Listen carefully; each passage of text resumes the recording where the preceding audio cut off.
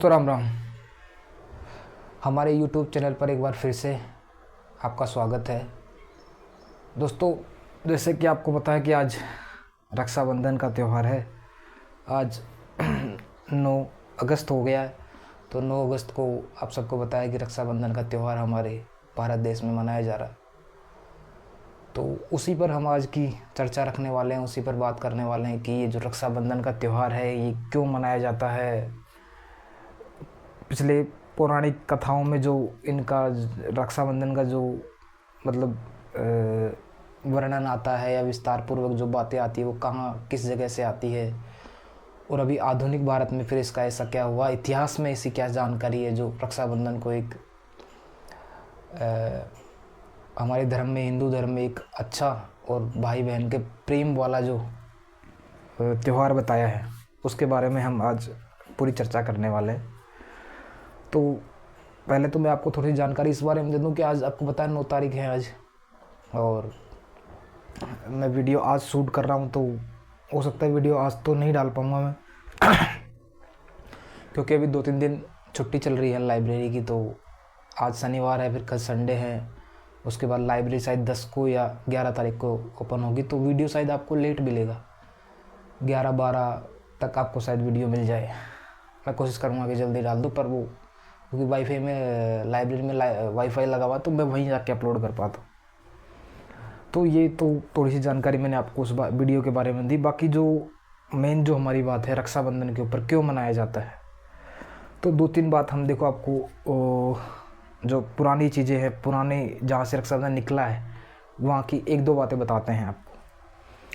तो मोस्टली जो रक्षाबंधन को लेके जो हमारे हिंदू समाज में या हमारे भारत में जो किंवदंतियाँ हैं, जो कहावत चलती है, जो पुराने लोग जो बात कहते हैं, तो एक कहानी तो पुरानी कथाओं से है। जैसे शायद विष्णु जी के ऊपर कोई बात है कि जो राजा था बाली, एक बार बाली राजा था, मतलब बाली जो राजा था उसने एक बार तपस्या की थी, बहुत खतरनाक वाली तपस्या करी थी। तो बाली पहले भी कई तपस्या कर चुके हैं, आपको पता होगा। बाली ने रावण को जो है वो कई 6 महीने 8 महीने कांख में रखा था, काल को अपने सिराने बांध लिया था। बाली के बारे में ऐसी ऐसी कथाएं सुनते हैं हम। वो तो बाली से जुड़ी ही एक कथा ये रक्षाबंधन की भी है कि बाली ने एक बार इतनी खतरनाक या इतनी भयंकर तरीके से विष्णु भगवान की जो है तपस्या करी थी और उनको खुश कर लिया था। तो उसके बदले में उन्होंने जो अपनी मर्जी थी, उन्होंने ये कहा कि जो उनके मतलब वचनों में ले लिया था, और उनसे कहा कि मैं आपसे एक ही चीज़ मांगना चाहता हूँ, आप जीवन भर मेरे घर के बाहर मेरे द्वारपाल बन के रहेंगे। ये मैं अपने मन से नहीं कह रहा हूँ, ये बात ऑथेंटिक है, आप गूगल करके देख सकते हैं, आप तथ्य को जांच सकते हैं, ये मैं आपको पहले बता देता हूँ। तो उन्होंने कहा कि आपको जीवन भर मेरा द्वारपाल रहना पड़ेगा, और मैं अंदर विश्राम करूँ तो आप मेरे द्वारपाल रहेंगे जीवन भर। तो अब भगवान वचनों में आ गए, तो उन्होंने कहा कि चलो ठीक है, जो होता है देखते हैं। तो ऐसे करके बाली के द्वारपाल जो है वो हमारे विष्णु भगवान जी है, वो बन गए। अब विष्णु भगवान जी तो वो कूटनीति के धनी हैं, वो तो आप जानते हो, पूरा महाभारत ही उनके ऊपर लिखा हुआ है, कृष्ण जी के ऊपर ही। तो उन्होंने फिर लक्ष्मी जी से बात करी कि ऐसे ऐसे मैं वचनों में आ गया हूँ, और बाली जो है राजा बाली उसने ऐसा वरदान मान लिया कि मैं जो है फंस गया हूँ इस चक्कर में, क्या करूँ। फिर उन्होंने लक्ष्मी जी को समझाया कि आप कुछ करिए, ऐसा कुछ करिए ताकि वो मुझे आज़ाद, मैं इस जो द्वारपाल की नौकरी है इससे मैं आज़ाद हो पाऊँ। तो लक्ष्मी जी ने फिर एक योजना बनाई। तो उन्होंने क्या किया कि एक उस टाइम तो राखी वगैरह होती नहीं थी, एक धागा लिया और उसी को कुछ पीला करके या हल्दी के उसमें करके और बाली राजा बाली के पास पहुंच गई कि वेशभूषा चेंज करके अपनी जो मतलब जो रानी वाले वस्त्र है वो उतार के, और नॉर्मल एक गांव की लेडी टाइप बन के, और राजा जो बाली है उनके दरबार में वो पहुंच गई। वहाँ जाके उन्होंने राजा बाली को कहा कि भाई मैं गांव की दासी हूँ और मुझसे कोई राखी बंधवा नहीं रहा है, तो मैं आपके राखी बांधना चाहती हूँ। तो बाली ने कहा कि ठीक है, कोई नहीं बंधवा रहा तो मुझसे बांध दीजिए, मतलब मेरे बांध दीजिए। तो वो जो राखी बांधने के बाद वो जो गिफ्ट आजकल हम बोलते हैं उस टाइम वो वचन चलते थे, उपहार चलते थे कि जो मैं मांगूंगी वो देना पड़ेगा, कि हाँ मैं राजा हूँ यहाँ का, आप जो मांगोगे वही दूंगा। आप राखी बांधी, तो कहते हैं कि लक्ष्मी जी ने उनके कलाई पर राखी बांधी और वहाँ उन्होंने कहा कि जो आपके द्वारपाल है उनको आप आज़ाद कर दीजिए। राजा जो बाली थे उनको पता लग गया कि ये फंसा दिया भगवान ने, लेकिन अब वो भी वचनों में आ गए, तो उन्होंने ठीक है कि उनको उस नौकरी है उससे छुटकारा मिल गया। तो पहला राखी का जो प्रमाण मिलता है इतिहास में या पौराणिक कथाओं में, वो ये विष्णु भगवान और लक्ष्मी जी की इस कहानी से मिलता है। पहला ऐसा कोई लिखा हुआ नहीं है, पर ये ऐसी कहावतें हैं, चलती है गाँव में, अपने जो पुराने गाँव हैं उनमें कई कहावतें चलती है। दूसरी जो कहानी है वो भी भगवान कृष्ण को लेके हैं। आपको पता है कि जब भगवान कृष्ण अपनी जो उनका गांव था वहाँ कंस वंश को मार के जब पांडवों की ओर बढ़े थे, तो ये सब होने से पहले ही जब पांडु सब ये द्रौपदी को जीत के लाए थे, तो उसी बीच में एक राजा और था, उसका नाम था जयद्रथ तो नहीं था, उसका नाम था, उसका नाम क्या था, देखो मैं नाम मुझे याद नहीं आ रहा, जिसको वो 100 वचन दिए थे उन्होंने कि मैं, आप मुझे 100 वचन भी दोगे तब, आप 100 गाली दोगे तब भी मैं आपको माफ़ करता रहूँगा। उस राजा का नाम मुझे थोड़ा याद नहीं आ रहा, उसका राजा का नाम क्या है, देखो उसका नाम था शिशुपाल।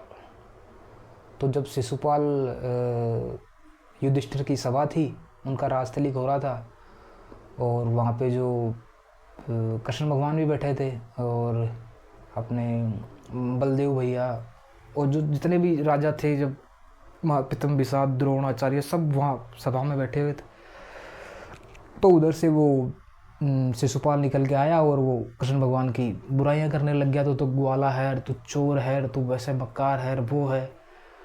और भगवान ने उनको 100 वचन दिए होते कि जब तक तुम 100 गाली मुझे दे लोगे तब तक मैं, उनकी माँ को दिए हुए थे जो कृष्ण जी की बुआ लगती थी, उनको दिए हुए थे वचन कि मैं आपका बेटे का वध नहीं करूँगा जब तक वो मुझे 100 गालियाँ नहीं देते।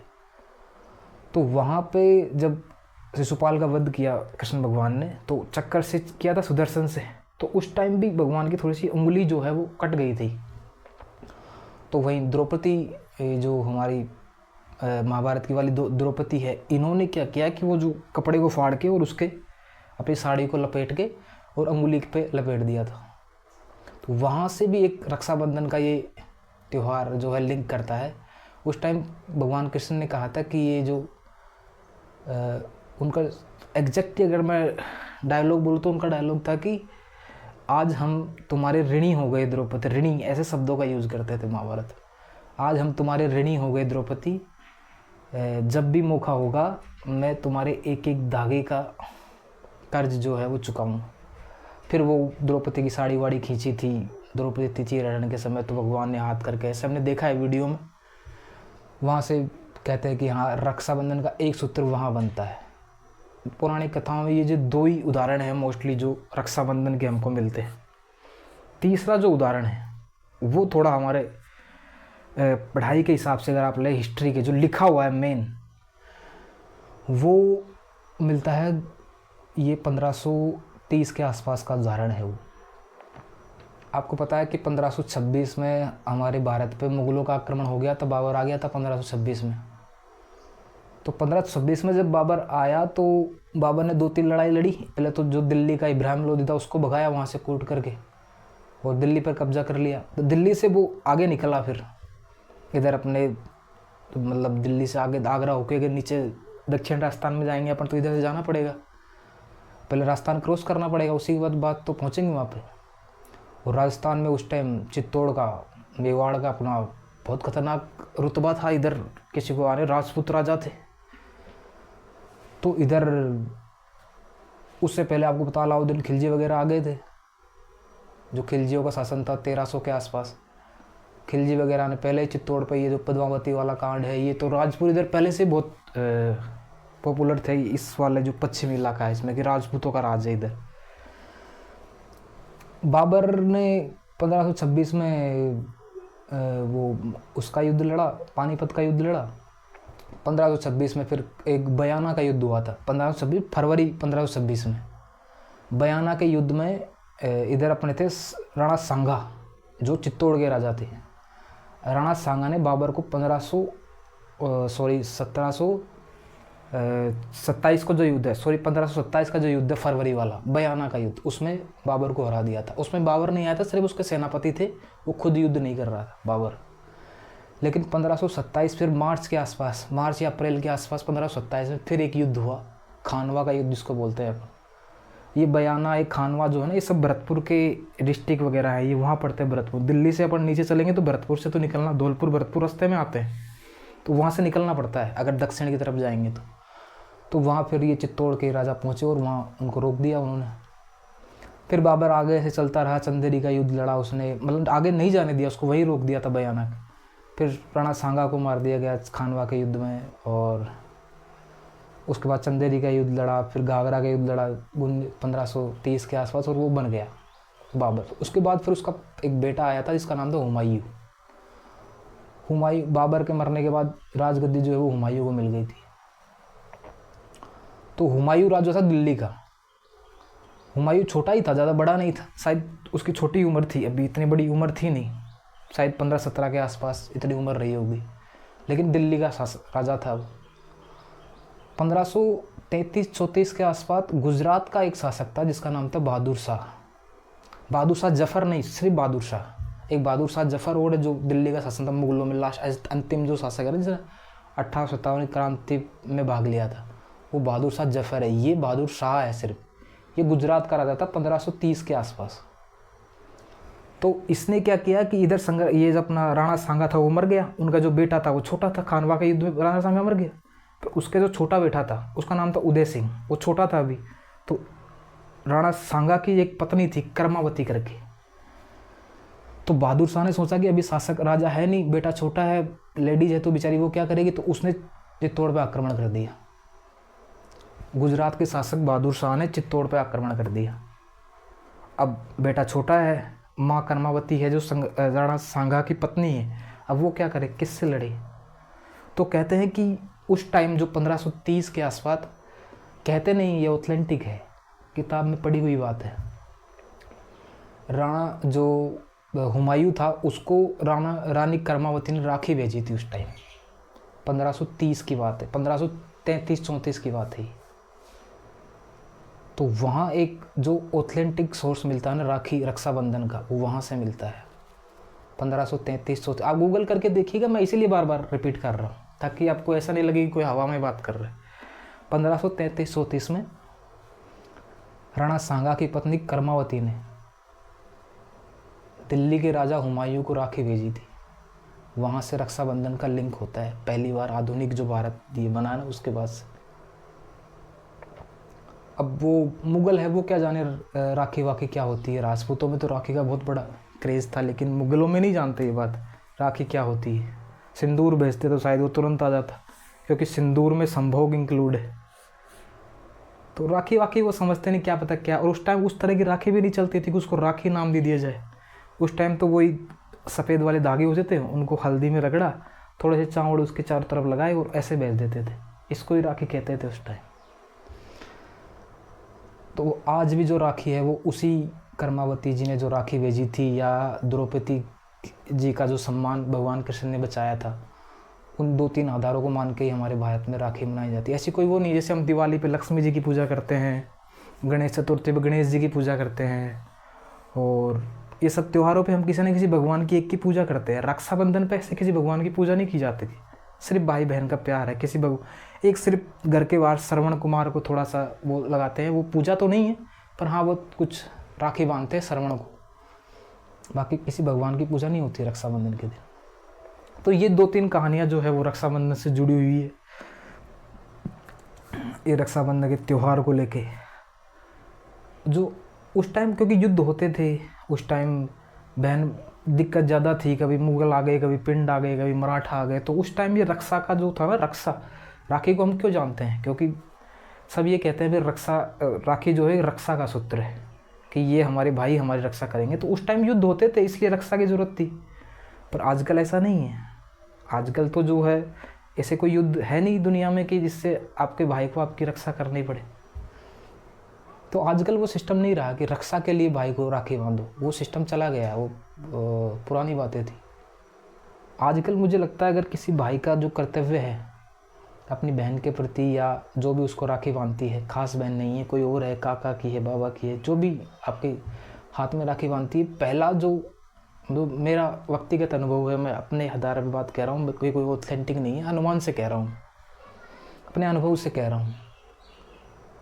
अगर आपकी बहन को अगर आपको ज़रूरत है ना, आजकल रक्षा की तो बिल्कुल नहीं है, और पैसे में वो इतनी इंडिपेंडेंट है कि वो कुछ ना कुछ काम वो उसके हस्बैंड भी करते हैं, वो भी करती है, और वो अपना खर्चा मेंटेन कर लेती है, उसकी भी ज़रूरत नहीं कि आप हर महीने उसको सैलरी दो, उसकी ज़रूरत नहीं है उसको। मुझे ऐसा लगता है कि बहनों को समझने की ज़्यादा ज़रूरत है, उनके मूल व्यक्तित्व को, उनके अंदर की जो पीड़ा है जो वो कह नहीं पाती सबके सामने। मुझे लगता है भाइयों को उस एक बात को समझने की ज़्यादा ज़रूरत है। आपको लड़ाई की ज़रूरत नहीं है आजकल, आप भाई हो, अपनी बहन के लिए किसी को काट दोगे, मर दोगे, वो कर दोगे, उसकी ज़रूरत नहीं है आजकल। वो सब चीज़ें गई, वो ख़त्म हो गया ज़माना, अब ज़माना नई ट्रेंड में आ रहा है। आपको ज़रूरत ये है कि अपनी बहन की कम से कम आप बात सुन ले बैठ के, वो सिर्फ इतना ही चाहती है आपसे। पैसे कितने दे देंगे आप उसको? 500 दे देंगे राखी पे, 1000 दे देंगे, 2000 दे देंगे, 5000 दे देंगे, 10,000 दे देंगे, कितना पैसा दे सकते हैं उसको आप? नहीं दे सकते हैं पैसा। पैसे में उसकी वैल्यू मत भूल तोलिए आप कि मेरे बहन को पैसा दे दूँ, सारी दुनिया ही पैसा दे रही है। पैसे से थोड़ी ना व्यक्तित्व डिफाइन होता है। पैसा मत जोड़िए, उसको सुनिए कि उसके अंदर क्या चल रहा है। उसको जब राखी पे आए तो उससे बैठिए, 1 घंटे बात कर लीजिए बस, वो सफल समझ लेगी अपना रक्षाबंधन। उसे बिठा के कि बहन कैसी है तू, तेरी तबीयत कैसी है, ससुराल में तुझे कैसे रखते हैं, क्या रखते हैं, बस उसकी बात सुन लीजिए।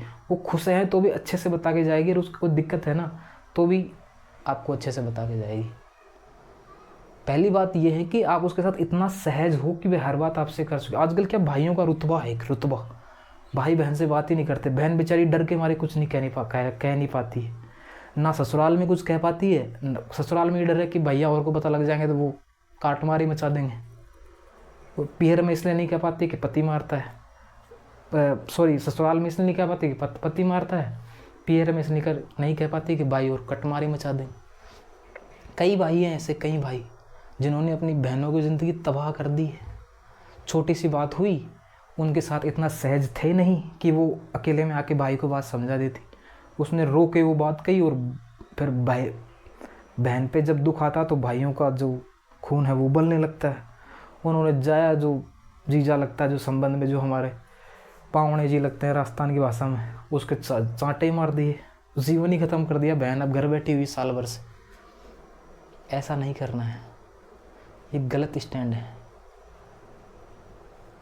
लड़ाइयाँ होती है, हर घर में होती है, किस घर में नहीं होती है, लेकिन इसका मतलब ये नहीं कि आप किसी का जीवन ही ख़राब कर दें। वो बहन दुख हुई होगी आपको ये बात बता के कि मैंने घर पे जाके ये छोटी सी बात क्यों बता दी, उसको दुख हुआ होगा इस बात का। तो इस तरह के डिसीजन मत लीजिए, मेरा कहने का मतलब ये है। बात करिए, समझाइए, बहन के साथ इतने सहज होइए कि वो हर बात आपसे कह सके। अंदर ही अंदर घुटते रहे, उससे अच्छा आपसे कह ले। ऐसे कई बहनें देखेंगे आप, घुटती रहती है अंदर ही अंदर, पति को सह रही है, ससुराल सासू को सह रही है, सबको सह रही है, पर घर वालों से कह भी नहीं पा रही है, क्योंकि आपने कभी ऐसे संबंध बनाए नहीं उसके साथ। इतने सहज संबंध आपके है नहीं कि आप हर बात अपनी बहन से कर सको। नहीं बनाए हैं, मुझे पता है नहीं बनाए हैं। भाइयों का किरदार कैसा होता है मैंने खूब देखा है, मैं भी भाई हूँ एक। पर मैं तो क्या, मेरी 2 बहनें हैं, दोनों वो मेरे दोनों ऊपर है, मतलब मेरे से बड़ी है, तो मैं तो हर बात शेयर करता हूँ, जो भी है वो सब, गर्लफ्रेंड बॉयफ्रेंड और सब बात शेयर होती है। तो कम से कम इतना सहज अपने बहन के साथ रहिएगा कि वो अपना दर्द कभी उसके अंदर हो तो वो बता। अगर आप भाई होने का सबसे बड़ा कलंक आप पे तब लगेगा जब आपकी बहन आपको बिना बताए कुछ एक्शन ले ले, कि उसके अंदर दुख था, उसके अंदर दर्द था, वो मुझे बता नहीं पाई। मैं इतना, इससे बड़ा पाप नहीं दुनिया में कोई, कि आपके पास एक बहन है या 2 बहन है, जितने भी बहन है, वो बहन मुझे अपने मन की बात नहीं बता पाती है, तो इससे बड़ा कलंक कुछ नहीं है भाई के ऊपर, इससे बड़ा कलंक नहीं है। फिर एक दिन होता है कि बहन वहाँ चली गई, या किसी कुएं में कूद के मर गई, या बहन भाग गई, या भाणजी भाग गई, या वो भाग गई। ऐसे हो रहा है फिर आजकल, क्योंकि वो सहज नहीं थे आप उसके साथ। उसको जहाँ खुशी मिली फिर उसने देख ली अपनी। ऐसे नहीं चलेगा। अब समाज बदल रहा है, ज़माना बदल रहा है, ऑनलाइन का ज़माना है। आपके बहन के पास भी फ़ोन है, वो देखती दुनिया में क्या क्या होता है। थोड़ा सा चेंज होने की ज़रूरत है आपको। रक्षाबंधन का मूल कर्तव्य ये नहीं है कि आप रक्षा सूत्र बांध रहे हैं। अरे वो टाइम गया रक्षा सूत्र वाला। फिजिकल सुरक्षा आप देंगे, उसका ज़माना गया। अब मेंटली सुरक्षा देने की ज़रूरत है। माइंड जो दिमाग में उसके बात है ना, उसको कोई नहीं निकाल सकता है। तो मेरा आपसे पर्सनली ये है, अगर आपकी मेरी बात से आप सहमत हुए हैं या मेरी बात आपको थोड़ी बहुत लगी है, तो पहली बात तो ऐसा करिए कि अपनी बहन के साथ इतने सहज संबंध आपके हों कि आप उससे कम से कम हर बात कह सकें। आपकी बहन चाहे पिता को नहीं कहेगी, वो सास को, आपकी जो माता जी है उसको वो इसलिए नहीं कहेंगी क्योंकि उसने भी ये सुन रखा है कि सास ही, माँ की जो माँ है घर की, वो ही ससुराल में लड़ाई करवाती। वो कहती है हर बात, लेकिन उसके दिमाग में है ये बात, तो वो कम करती है बात। भाई उसे लगता है एक सेफ जोन है, क्योंकि भाई भी पति है, उसके भी तो भाभी हैं, तो भाई समझता होगा, वो ये उम्मीद करती है। भाई भी तो पति बना हुआ है, तो वो समझता होगा कि अगर उसके दिमाग में कुछ है तो कैसा, ये वो उम्मीद करती है। तो मेरा कहना यही है, वो टाइम चला गया है। अपनी बहन से थोड़ा सहज रहिए, उससे बात करिए। और पैसे, गिफ्ट वगैरह, ये भात जामनी तो चलते रहते, सारी दुनिया ही निभा रही है यार। ये काम तो सारी दुनिया ही निभा रही है। भाई होने का असली बात जब है, जब आप उसके मन में जो बात चल रही है, उसके दिमाग में जो बात है, उस दुख को, उसको शांत कर दो ना, तब आपके भाई होने का फर्स्ट फर्ज जो है ना, वो अदा हो जाएगा। लड़ाई होती है, पति पत्नी में कभी झगड़ा होता है, आप में भी होता होगा, आप भाई हो उसके, लेकिन आपको, आपके घर में पति पत्नी में झगड़ा होता है, ऐसे उसके भी होता होगा। उसके भी तो हस्बैंड है, बर्तन होते तो कहते हैं कि बजते ही हैं, तो ज़रूर बजते हों। बजने का ये नहीं है, लेकिन कुछ कहा हस्बैंड ने, सिस्टर को कुछ कहा, सिस्टर ने आके घर पे बता दिया और आपने जाके चांटे फोड़ दिए जीजाजी के। ऐसे मैंने देखा है कहीं, मेरा ठीक ठाक अनुभव हुआ इस मामले में। और फिर वो बहन घर में बैठी है और वो पश्चाताप कर रही इस बात को कि मैंने घर में आके गलत बता दी बात, तो मुझे नहीं बतानी चाहिए थी। और आपको क्या लगता है, आप, आपके जो पाहुणे हैं, जो जीजाजी है, उसके चांटे फोड़ाएंगे, वहाँ जाके उससे लड़ाई झगड़ा कर लेंगे, फिर भी बहन को भेजना तो उसके घर ही है ना। इतना दम नहीं है आपके अंदर कि दूसरी शादी कर देंगे। और फिर समाज करने देगा? करने देगा समाज? नहीं करने देगा। इसलिए ऐसा काम मत करिए। अपनी बहन को घर पे बुलाइए, उससे बात करिए, उससे सहज होइए, बहन मुझे बात बता पूरी, क्या दिक्कत है। फिर अपने उनको जवाई साहब को बुलाइए, फिर वहाँ बैठ के बात, आराम से बात करिए। वहाँ आप उसे कुछ भी कह सकते हैं। घर में सबको बिठाइए, बात करिए कि क्या दिक्कत है, हमको बताइए। ऐसे मुद्दा सोल्व होता है। चांटे मार दिए, आपको लगता है कि आपके बहन, आपके जो जुआई साहब है, उनके आप चांटे फोड़ के आ गए और फिर वो आपकी बहन को जब आप भेजेंगे तब कुछ नहीं करेगा। एक एक चांटे का बदला लेगा वो जीने नहीं देगा उसको, ऐसे ऐसे खरोंच निकालेगा अंदर से। और आपकी बहन आपसे कहेगी भी नहीं फिर, क्योंकि आपने पहली बार में ऐसा काम कर दिया कि दोबारा वो आपके सामने दुख व्यक्त नहीं करेगी, चाहे वो अंदर ही अंदर घुट के मर जाएगी, लेकिन वो आपको नहीं कही। कई ऐसे मैंने गांव में केसेस देखे, बहन कह नहीं पाती, कुएं में कूद के मर गई, वो करके मर गई, ऐसे मर गई, फांसी लगा ली। अब देखो बिहार, इधर रोज़ खबर आती पेपरों में। इसीलिए, क्योंकि कहे किसको बेचारी, वो पति तो रोज़ मारता है दारू पी के। बाप को कह नहीं सकते, क्योंकि बाप तो बाप है। ऐसा रिश्ता बनाए किससे? वो भाई को एक बार बताया ना, भाई ने चांटे फोड़ दिए, उसने ज़िंदगी खराब कर दी। ऐसे भाई मत बनिए। सहज, थोड़ा सहज बुलाइए जमाई साहब को, क्या बात हुई है ऐसे बताओ। और उसकी सच में गलती है तो फिर डांट भी दीजिए, आपका फ़र्ज़ बनता है। बोला आपको अधिकार दिया है दुनिया को। कई बार क्या होता है कि मैंने एक ऐसा भी केस देखा 2-4 की बहन को जो है चाचा के छोरे ने थप्पड़ मार दिया, जमाई साहब के चाचा के छोरे ने। अरे भाई, बहन आपको दी है, आपको जिम्मेदारी दी है, चाचा के छोरे से क्या काम है? उसको कैसे, उसने कैसे मार दिया मेरी बहन को? उसको बुलाइए, बिठाइए और उन्हीं को समझाइए पहले कि ये कंडीशन आज होगी, दोबारा नहीं होनी चाहिए। सहजता से, ऐसा नहीं कि आप ज़िंदगी ही ख़राब कर दीजिए। कई लोग क्या करते हैं, ज़िंदगी बचाने के चक्कर में ज़िंदगी ही ख़राब कर दे। ऐसा मत करिए मेरे यार। थोड़ा सा सहज होके, बहन का दुख अपना दुख समझ के कि अगर मैं ऐसा कर दूंगा तो बाद में क्या होगा। कहीं ऐसे पहले तो कोई उदाहरण नहीं है जिन्होंने ऐसे किया था, ऐसे कई उदाहरण हैं, आप देख लीजिएगा, अपने आसपास मिल जाएंगे आपको एक दो। सहज थोड़ा सा बहन के साथ बैठ के सारी चीज़, उसके अंदर क्या दुख चल रहा है वो रोते हुए कहेगी, आपको बिलखते हुए कहेगी, अगर आप सुनना चाहेंगे तो। पर आप बहन से 10 मिनट से ज़्यादा बात करते ही नहीं, और जब भी बात करें तो डांट गए, चल ये क्या कर रही है, ऐसे बात करते हैं आप। वो टाइम गया, गाँव वाला टाइम गया। वो आपकी बहन समझदार हैं आज के ज़माने में। वो दुनिया देखती है, उसके पास फ़ोन है, और जिसके पास फ़ोन है ना वो सारी दुनिया को जानता है। देखा उसने कुछ नहीं, लेकिन जानता सारी दुनिया को है। इसलिए मेरा आपसे निवेदन है कि रक्षाबंधन का अगर आपको गिफ्ट देना है अपनी बहन को, या उनके कुछ ऐसा फील करवाना है जो उनको अच्छा लगे, तो ऐसा काम करिएगा। ये एक मामले होते नहीं हैं, लेकिन कहीं कहीं ऐसा मामला बहुत बुरी तरीके से फंस जाता है, समझ में नहीं आता कि क्या करना है। तो मुझे थोड़ा सा इस बारे में कहना था, बोलना था, मैंने आपको बोल दिया है। बाकी बहन आपकी है, जीवन आपका है, आपके दामाद जी हैं, आपका लाइफ आपकी है, जो चाहे डिसीज़न लीजिएगा। बाकी फिर और कभी टाइम मिलता है तो आपसे बात करते हैं। अगर आपको हमारी बात से सहमत हुए हैं, या मेरी बात आपको थोड़ा बहुत आपके विचारों में बदलाव ला पाई है, तो अपने किसी दोस्त को शेयर करिए जिसको ये बात पता होनी चाहिए कि हाँ, हमें कैसे अपनी बहनों के साथ कोऑर्डिनेट करना चाहिए, ये बात करनी चाहिए। ठीक है, तो फिर बाद में मिलते हैं कभी। धन्यवाद।